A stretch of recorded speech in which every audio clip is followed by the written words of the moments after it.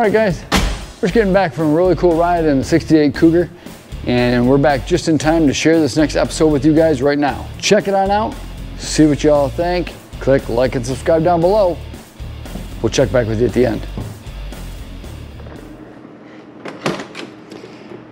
So the biggest things we found in the console here is as we started going through the car, we started to find that the previous owner was putting a radio in the car. And when they put the radio in the car, they of course cut a lot of the wires and did some of the adapting for the newer radio extension here, the plug. You know, it's kind of try to get in the car. Okay, there we go. So they were kind of doing the plug-in situation here, rewiring it for the new modern style plug, or 80s radio I should say. In the meantime, they clipped the wire on the cigarette lighter to do away. They stole the constant hot from there. Very common thing to do in the 80s. Everybody after adding an aftermarket radio, when the clocks came out on the radios, first thing everybody would do is cut into the cigarette lighter to draw the constant hot, which made it a cleaner install, not having to run another wires into the fuse box, or made it a little bit easier for them to do so.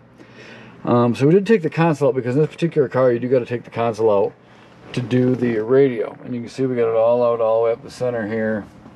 And also too, this shift indicator light that goes in the shift indicator here did not work either. So we tore that apart. We do have the shift indicator. This is the housing that kind of holds that shift indicator light. And that little tiny light sticks in here in the end. Shines through a little tiny hole right there, and that slides and lights up what gear you're in there. So I unmounted this whole thing. Because the console itself did have a few little cracks in it. Internally, nothing on the outside. We are replacing, in the process also too, replacing a lot of the bulbs with LEDs inside. So I want to go ahead and do some upgrades to that. But the console, I'm going to take you outside the car for a second and show you that. And some of the repairs that we have to do to the console. So let's go check that out.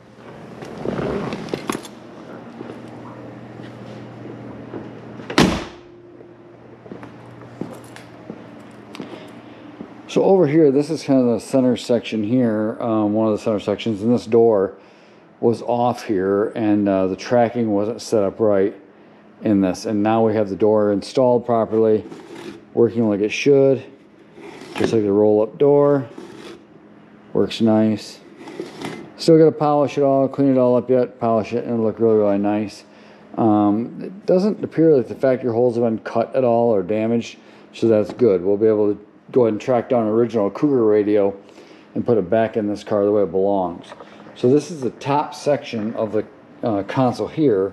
No cracks or nothing. This isn't a crack, it's just a spot in it right here, but we do got to tighten the ashtray up a little bit more, clean this all up really good, condition it as well to make it nice. Other than that though, I mean, it's really overall in nice shape, the top of it. So the bottom part here, this is another area here. So what we're going to do is, this light right here works just fine. This is kind of your glove compartment tray or your cubby hole where you put things. So when you open this door, it accesses this hole right here. So we're going to go ahead and clean this all up really good and put a coating on there if we have to. I think it's going to be all right just the way it is. But anyways, we have the light back here. This light works very, very well already. We're not going to worry about that or mess with that. You can see this cross section here, across goes along the top of the radio section, is broke and it is cracked.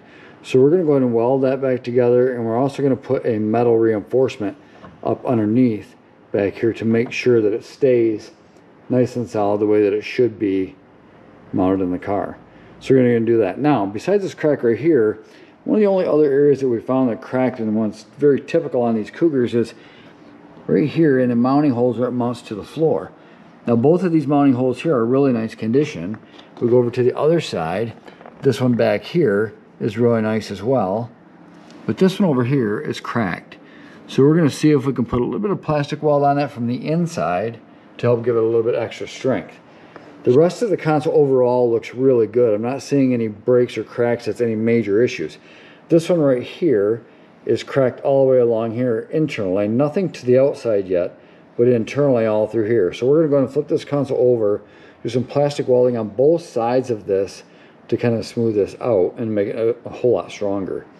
So once we get that repaired, that'll all be set. The rear light that goes on the back here, these Cougars just had lighting everywhere in the interior. There was like a light bulb everywhere. So you just got constant lights every place to plug in. So this is no exception. This light works really well. The shift indicator light that goes in here, where the shifter goes, was the only one that was not working properly. So we're going to go ahead and get that working properly with a new LED bulb. And but we're going to go ahead and take you along through the reconditioning process that we're going to use on this particular console to put this all back together. We're going to take you through the plastic welding. We're going to try to take you through this section here, how we fix this as well to get that nice and strong again, which it's a very flimsy part to start with.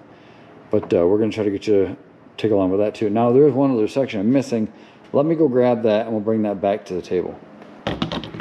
Okay, so this is the very front section right here that goes on the front of the cowl below the radio section. So it's really going to be these holes right here that mount here.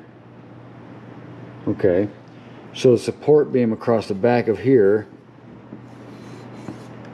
will help to hold this section straight and firm. Now I take this piece here, again, no cracks or any visible damage to this piece right here. Looks a little warped around the radio holes, which I would expect to be pretty normal for a car of its age, from 1968. So as I flip it over, looks like they might have had some glue on it at one time. Not quite sure what they were trying to accomplish here, but yeah, I'm just hoping it doesn't get in the way here. They probably tried gluing it to this piece, I'm not sure. But anyway, that's what these clips are here are for, is to pop into this piece to hold it all together.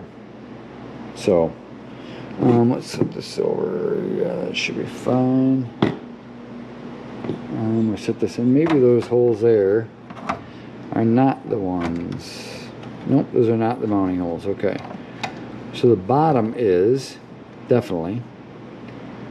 And it's very strange that the top one does not even have mounting holes.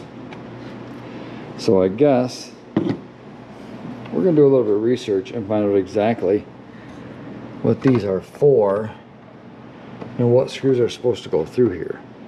I'm kind of confused now. So, but this, no doubt, is going to mount to this like that after this goes on the car. So regardless, now we have all of our parts and pieces laid out here. We're going to go ahead and take you through our process that we're going to go ahead and use to recondition this console for the 68 Mercury Cougar. So we're going to go ahead and get everything ready, situated, and I don't know if we're going to attack it all today, but we're going to get everything situated and come back at you when we can film this process. And kind of show you where we're going to start with and where we're going to go with it from there. So we will come back and check with you just as soon as we get the process rolling. Thanks for tuning in, and stick with us for the restoration process.